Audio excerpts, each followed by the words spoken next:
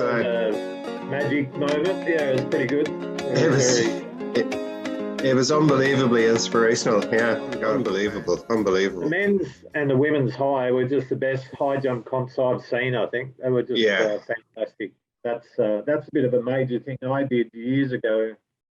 Probably back in 2005, I started my gym up and started working from home with that, and that's been a big learning curve that I've progressed with. And one of my friends, Carlo Buscicelli, who wrote Periodization of Strength Training with Tudor Bompa, he's written the latest editions. I talk a lot to him, and I've been friends with him for a long time now, and we just share ideas. And he's sort of along the journey with Nicola a little bit, gives us a little bit of advice every now and then. So that's been one of the big growth areas for me, I think.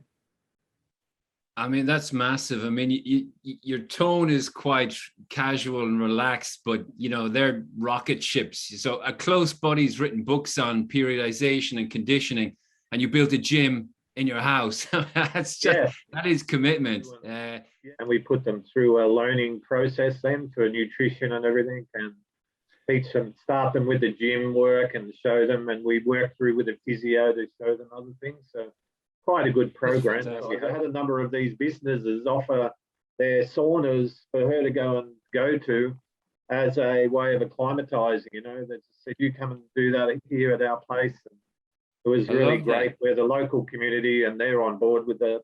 And that came through the Central Coast Academy of Sport to organise that. But some people say, oh, you can't develop that. It's something that is either there or it isn't. And I say, after that example, you can, you develop, do the right things, and train the person to adapt and be focused. And her faith has really brought that out, where she just goes, I'm just going to enjoy myself and inspire people. I don't care whether if I fail, I fail. If I don't, great. I'll just keep going. I love it. And that's what she enthuses to do. And that really inspires me to see her do that. How do you keep motivated yourself, Matthew? Obviously, it's a huge commitment. Initially there was your daughter or son, your own children, but for such a massive investment of your time and money and energy, how do you keep at it? You just see the guys I find when they follow what we do, they progress, and I just get so much out of that. But when they're not following, they struggle, and I get a little bit down out of that, because I can see they're not getting anywhere, and they're going to struggle. And it's a weird thing I've had for years, where I've always worked as well. So I work full time, and I'll finish work, come to training a little bit tired. I think, exhausted. And then we do training, and with the interaction with the athletes, and I come out 100% refreshed, and that's my little thing that I just get so much out of in enjoyment, that I love it. So fantastic. It's something that refreshes me. I don't get tired after a session of training. I'm motivated. The truth is taking the stage. Some people been wearing masks before the first COVID case. God damn it. We in the streets, let it be known. Wailing like Bob Marley, them revolution. Fist in the sky, million strong. Another 10 waiting for word to get it on. I got my first national appointment in 1984, and I accompanied my first British team in 1985. 1986 was a milestone because it was the first ever World Junior Championships. And who should be there? Sotomayor. So. Oh, really? Yeah. Although it was a privilege to be on the team as a throws coach, I did actually witness Sotomayor winning the World Juniors, the first ever World Juniors in Athens in 1986. And then I progressed to combined events, became a national coach for combined events. And one day a kid walked up to me at the track and said, Mike, can you help me in the high jump? And I said, oh, do I have to? Okay, you just go over there and do some strides, and we'll get on with it. And before you know it, the guy had jumped to 25 as a 17-year-old for the British under-18 record, and I became the national coach in Britain for high jump. I learned my trade. I went around the country hanging off the coattails of some great throwers, and I learned my trade from these guys. And that's why I started in the gym as a young age. And I actually did weightlifting competitions under their guidance. But I learned a lot about plyometrics. The throwers were leading plyometrics in the country in those days, bizarrely, not jumpers. And I learned my weight training skills to a large degree, and I've hardly ever left a gym since those days. Fantastic. Okay, so I've got an agenda. Believe it or not, an agenda. That sounds semi-organized. Here we go. You ready? This is big. Yeah. Go. Number one. So I'm from Mars. I'm an alien, and you're, you know, the world's representative in high jump coaching. What's involved in terms of the Pareto principle, most important priorities, but also if you were to say focus on 4 or 5 ingredients of training, what are those ingredients? What's the bread and butter? Well, let's start with the fact that high jump is a rather unique event. So I can see why people achieve a lot and they question the need to go in and do conventional strength training because they've achieved so much without it. But they hit a ceiling, and if you want to go through the ceiling and hit the roof, you have to then eventually embrace the work in the gym and the plyometric kind of work. Excellent. Now, I'm not going to mention the fact that your idioms contradicted each other by going through the ceiling and hitting a roof, but let's just leave that aside as a supernatural. So you're trying to do supernatural things. I mean, no one's ever jumped 1830 before, or no one's ever jumped 8 feet in the high jump apart from Sotomayor. So hey, yeah, it's bringing God. You know, it is superhuman. So you know, if it works for these guys, I say go for it. You know, whatever God you're going to choose, if you've got superpower behind you, yeah, you know, go for it. High jump's the only event where you're confronted by the problem. It's the only event in athletics. You will come to a point where you look at the bar and say, I have never done this in my life. This is more than I have ever achieved, and I have to achieve that now. And that takes a special kind of guy. He did not respect the bar at all, and you could put it wherever you liked, and he would give it a go. I mean, I remember in training we'd do 220, and he'd knock it off, and what do you want, Steve? Oh, 223, you knock it off. 225, knock it off. 228, knock it off. 230, clear it. And he went into the World Juniors as an aside, just to show what kind of a mind this guy had. He did this competition went on forever because it started at 214 or something. But he did a PB at 231. He did a PB at 233. He did a PB at 235.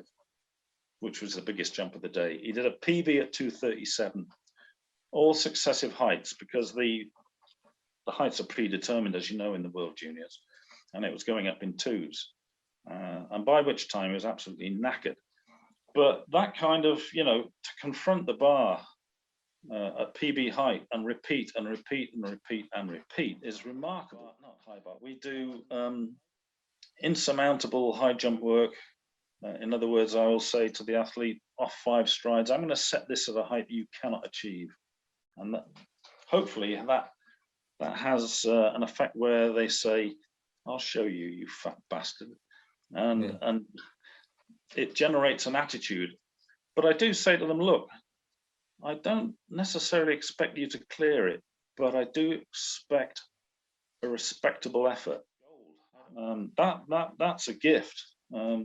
If you haven't got the gift, you need to do something about it, because you're going to be confronted all the time by something that you've never done in your life.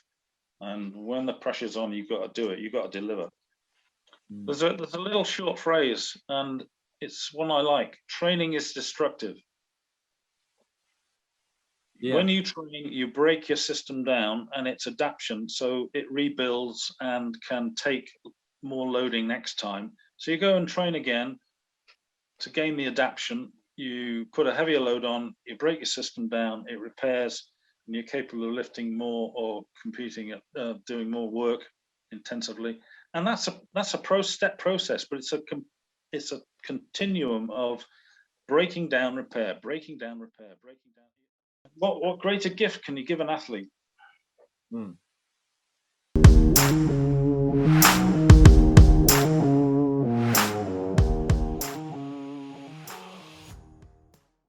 You've been a superstar. Really appreciate it. Again, the Patriots, big up to the Patriots, massive season. What do you learn from the Patriots? American football. The Patriots, look, the National Football League is designed so you have 8 wins and 8 losses for every team. It's a level playing field. And yet they've had a 20-year dynasty, and how that happened is really fascinating to me. And I got the book called The Dynasty to try and figure out how the coach and the team achieve the impossible. And that's dominate a sport which is set up so you cannot possibly dominate the sport. And that's why I love the Patriots, mate, because they've achieved the impossible. And it's a fascinating insight into how that can happen.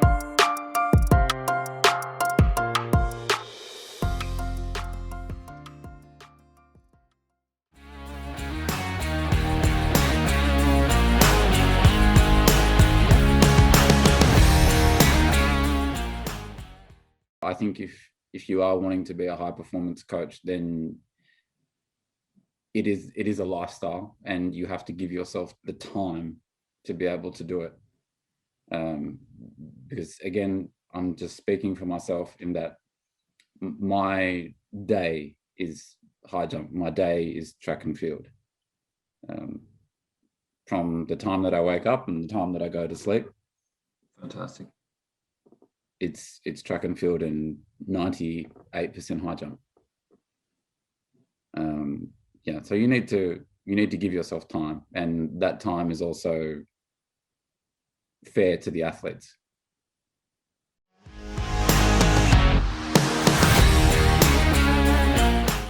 So my name's Alex Stewart. I am the coach of Brandon Stark and Eleanor Patterson. And I'm also currently employed as the National High Jump Coach for Athletics Australia.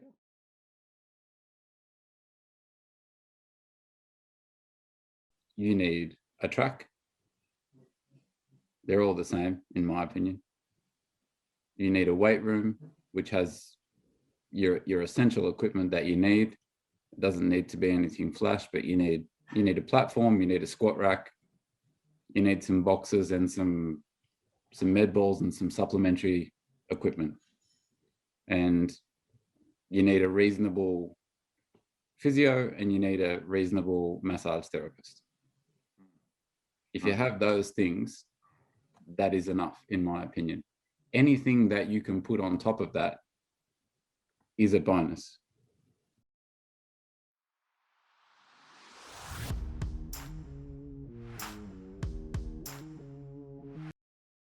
I coach someone who's going to win an Olympic gold medal or win a world championship gold medal, then I've got to know what that end product looks like. So I've got to find who the best people are, and I've got to find out what their daily training environment looks like, what the coach looks like, what the communication looks like, so on and so forth.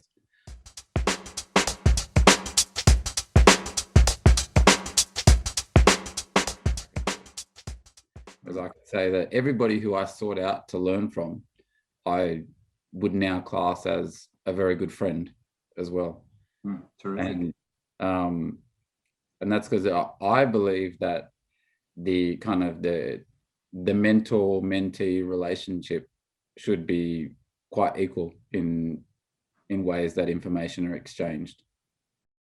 That's quite a remarkable story. So, and Stephen, building on that, Sotomayor mentioned, and again, it was a language barrier, but he mentioned that centralized coordination of training, and he mentioned that they had that system as well, that you reported everything. And I get the impression, maybe it was the communist cultural thing, that everything was taken care of from head office, and it didn't matter if you had a parochial coach who brought you to X level of success. You agreed, you signed up to the centralized system. A lot of people don't agree with that, but it obviously worked for some of the best Cuban athletes particularly in the 90s and early 2000s. Yeah. Well, I mean, no one was trying to impose on anything on them. It was just purely saying, if you want help, tell us what you want help with, and we'll give it to you.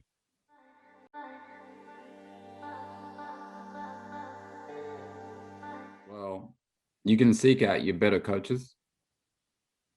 And so I talked about, so the people I sought out, how receptive they were to me reaching out.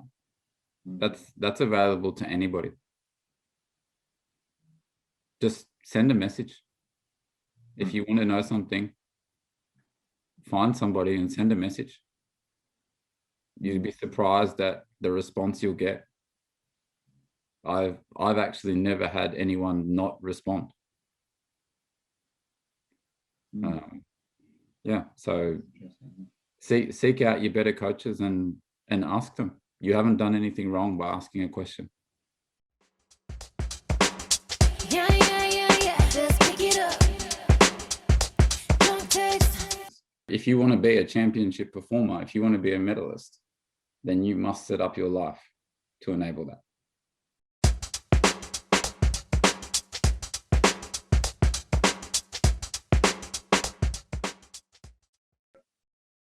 Well, if you really want to be the best, scour the globe and find out who is the best person for you to train with and move there. You know, having coached Brandon since he was 15 years of age, I've seen all those phases that he's gone through.